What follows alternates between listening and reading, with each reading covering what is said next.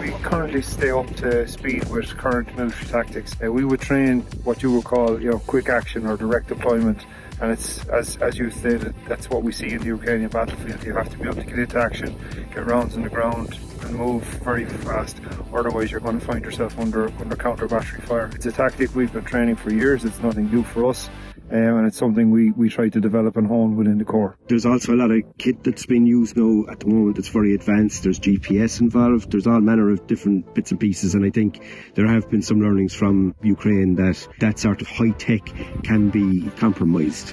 Yeah, so as we spoke a little earlier, Niall, we train here in first principles first. So if you end up in a conventional warfighting scenario on a battlefield where the likes of GPS was a denied environment or satellites were denied, students here can fall back to first principles, and they understand how to deploy a gun using the basic methodology of deployment, triangulation of a gun position, getting down orders via radio, and getting rounds on the ground.